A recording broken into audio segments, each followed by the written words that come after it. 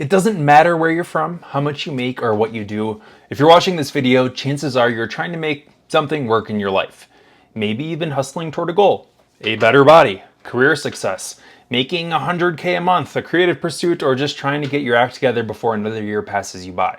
But no matter how hard you try, it feels like you're stuck. Progress is slow. Others seem to breeze through it, and you're left wondering, why is this so easy for everyone else? And here's the surprising truth. The people who are winning at the things that you're struggling with, they're not necessarily smarter, more disciplined, or genetically blessed. They just figured out something that you haven't yet. You and I, we have the same capacity, maybe even more. The difference isn't about grinding harder, it's about picking the right hill to climb. And let me explain this a little bit further here. If you spent any time on YouTube, fitness TikTok, or in the trenches of self-help books, you've probably been told that discipline is the answer to everything.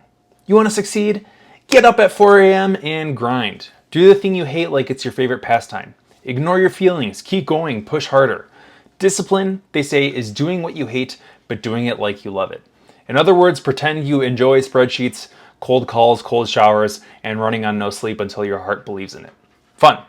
To be fair, there's some truth here. Discipline is important. Feelings are unreliable tour guides overall. They tend to vanish when it's raining and uphill. If you only act when you feel like it, you won't get very far. But here's the problem. Your brain was not built for long-term suffering. Evolution shaped it to conserve energy.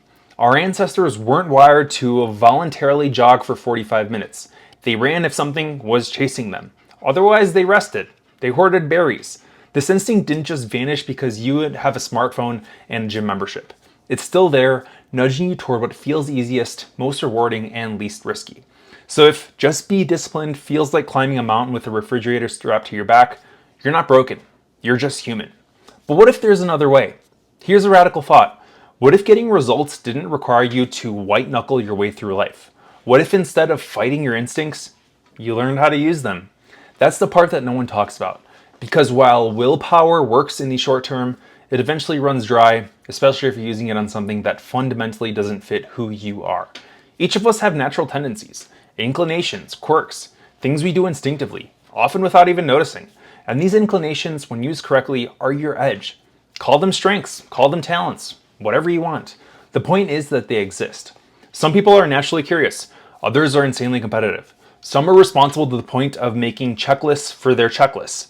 These aren't just personality traits, they're leverage points. And when you align your natural path with your natural tendencies, you stop trying to be someone you're not and start accelerating with less friction.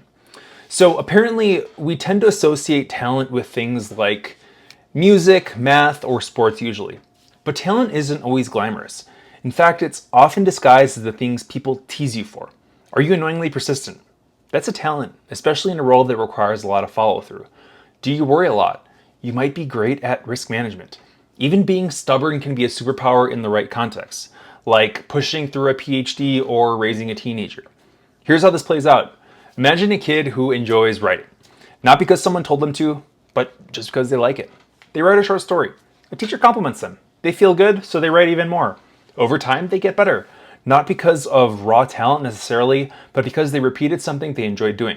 Now, years later, are they good at writing because they were born that way, or because they practiced it more than most people? Who cares really?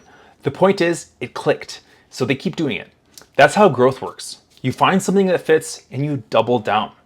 So here's a more personal example. I used to be on the path to practicing medicine. Years of school, years of training, sleepless nights, hundreds of thousands of debt, and memorizing obscure diseases that I'm convinced only show up in textbooks and medical trivia night. From the outside, everything looks promising. Respected career, great stable income, clear path forward. But inside, something felt off. And it really wasn't the work itself. Medicine is noble, important, and in many ways, I was good at it. But the lifestyle, the long hours, the relentless pace, the pressure to always be on, felt like I was swimming against my own current. I wasn't energized by it. I was drained by it. For a while, I told myself to push through. This is what hard work feels like, right? You just gotta be disciplined. But discipline without alignment starts to feel like self-punishment. What finally broke through was realizing the simple truth. Just because you can do something doesn't mean that you should. For me, pivoting away from medicine when I graduated wasn't a failure. It was just a redirection. I stopped trying to force myself into a version of success that didn't fit me and started building one that did. Ironically, I've worked harder since I left that path, but it doesn't feel like it. And that's the difference. When your work lines up with who you are, effort stops being exhausting and starts being fulfilling. So if you're waking up every day dreading what you're supposed to be doing, it might not be a discipline issue. It might just be the wrong track altogether, and you're allowed to switch tracks. In fact, I think that you should. And again, don't get me wrong, discipline is still a requirement here. If you want to be good at anything, there will be hard days, tedious reps, and moments where quitting looks very appealing. Take Muggsy Bogues, for example. If you're unfamiliar, he was one of the shortest players ever in the NBA. He was 5'3". Despite his height, he carved out a very solid career through grit, speed, and great defense. But here's the thing. No matter how disciplined Muggsy was, his path is always going to be harder than someone who's 6'7". He works twice as hard to reach the same level, and he did it. Very impressive, I know. But let's not pretend the journey was equally fair. If you can choose a path that matches your strengths, discipline stops being a survival mechanism and starts being a booster. It takes effort, yeah, but it's sustainable. In school, you're forced to take tests in every subject. Math, science, gym, even if you can't touch your toes. But adult life, that's different. You get to choose which tests you take. So why keep taking the ones you're destined to fail? So now here's the secret. The people who seem to outwork everyone, they're not suffering more than you. They're just doing what fits them. And because of that, they're able to keep going longer, with more consistency and less burnout. Yes, they absolutely work hard, but they're not running in wet sand.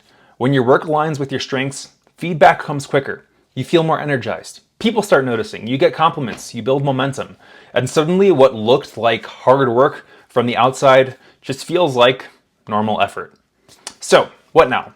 If you've been feeling like no matter how hard you try, it's not enough, step back and ask yourself, am I forcing myself down a path that doesn't suit me? Have I mistaken discipline for self-punishment? What do I naturally do even when no one's watching?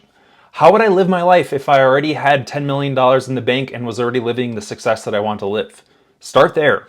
If you're analytical, lean into problem-solving roles. If you're a people person, find spaces that need communication and leadership. If you like structure, create systems that give you stability. And you don't have to win at everything. You just need to find your thing and then design your life around it. Because once you do, discipline stops being a grind. In success, it starts to look a lot less like suffering and a lot more like momentum. Thank you for watching, and I'll see you in the next one.